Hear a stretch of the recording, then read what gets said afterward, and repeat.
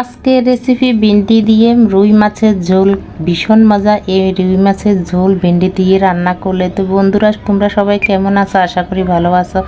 আমি অনেক অনেক ভালো আছি। রুই মাছ দিয়ে আজকে ভিন্ডি রান্না করব, খুবই মজাদার। তো তোমরা কে কে খেয়েছো সেটা আমাকে বলবে। আমি তো এই অনেকবারই খেলাম এভাবে। তো আমার কাছে যতবারই রান্নাটা করি আমার কাছে ভীষণ মজা লাগে। একদম কচি থেকে যে ভেন্ডিগুলো পাওয়া যায় ওগুলা দিয়ে মাছ দিয়ে ঝোল করলে ভীষণ মজা হয়। তো এখানে দেখতে পেলে মাছ আমি ধুয়ে পরিষ্কার করে লবণ হলুদ সামান্য একটু সরিষার তেল দিয়ে মেখে নিতেছি। তো মাছ ভাজির সময় মাখার সময় যদি এভাবে একটু সরিষার তেল দেওয়া হয় মাছ ভাজতে অসুবিধা হয় না, লেগে লেগে যায় না কড়াইয়ের ভিতরে। তো কড়াইতে এখন সরিষার তেল দিয়ে দিলাম। তো কি হলো জানো, সরিষার তেলটা আছে না একটু আর একটু ভালোভাবে গরম হতে পারতো। তো আমি বুঝি পারিনি। তো এই যে দেখো ফেনা ফেনা হয়ে গেছে। সরিষার তেল তো একটু যদি গরম ঠিকঠাক না হয় তাহলে এভাবে ফেনা ফেনা হয়। তো তাও সমস্যা নাই, মাছগুলা হতেছে খুব ভালোভাবে। আমি ভাজিগুলো করে নেব, একদম লাল লাল করে ভাজি করে নেব। যেহেতু একটু সামান্য একটু ঝোল ঝোল রাখবো সেজন্য একটু কড়া করেই ভেজে নেব। তো মাছ ভাজি শেষ, এখন তুলে নেব। তো বন্ধুরা, আজকে কাটা বাটা কোনো কিছুই তোমাদের সাথে শেয়ার করিনি, হাতে একদমই সময় ছিল না। তো সেজন্য সব কিছু আগে রেডি করে তারপরে আজকে তোমাদের সাথে শেয়ার করতেছি। তো এই কালো জিরা ফোড়নে দিয়ে দিতেছি। প্রথমে তো সরিষার তেল দিয়ে দিলাম আর একটু।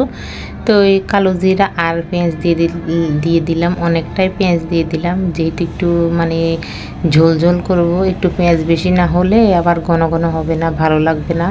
তো এখানে আদা রসুন বাটা দিয়ে দিলাম, দিয়ে এখন খানিক একটু কষিয়ে নেব। এখন একটু জল দিয়ে দিলাম, যেহেতু পেঁয়াজটা না পুড়ে যায় সেজন্য একটু জল দিয়ে দিলাম।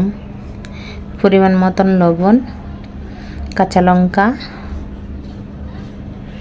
মরিচের গুঁড়ি আর 1 চিমটি হলুদ দিয়ে দিলাম। তো ভেন্ডি তোমরা বলবে যে ভেন্ডি দিয়ে রান্না করবে বলছে, ভেন্ডি এখনও কিন্তু দেখাই নেই, কারণ ভেন্ডি আমি আগেই ভেজে রেখে দিলাম। মাছ ভাজি যখন হলো তারপরে আমি ভেন্ডিটা ভেজে রেখে দিলাম। তো সেটা তোমাদের সাথে শেয়ার করে নিই। এমনি তো শুধু 1 চিমটি হলুদ আর একটুখানি লবণ দিয়ে আমি ভেন্ডিগুলো ভেজে নিলাম। তো সেজন্য আর শেয়ার করলাম না। তোমরা তো সবাই এমনিই পারো, আমার থেকেও ভালো হয়তো জানো।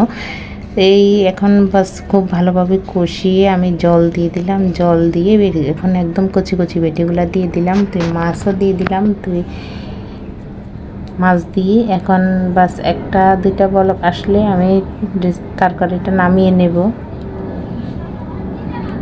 তো একটা কথা তোমাদের আমি প্রতিদিনই বলি, আজকেও বলতেছি, যারা ইউটিউব থেকে দেখতেছো প্লিজ একটু ফেসবুকে এসে আমার রেসিপিগুলি দেখবে। আর যারা ফেসবুকে দেখতেছো প্লিজ একটু ইউটিউবে গিয়ে দেখবে আমার রেসিপিগুলি। কাকলি রানী কিচেনের রেসিপি তোমাদের যদি একটু ভালো লাগে তাহলে লাইক শেয়ার কমেন্ট করতে একদমই ভুলবে না। তো তোমরা তো একটু শেয়ার করো না, প্লিজ প্লিজ তোমরা যদি একটু শেয়ার করো তাহলে একটু ভালো হয়।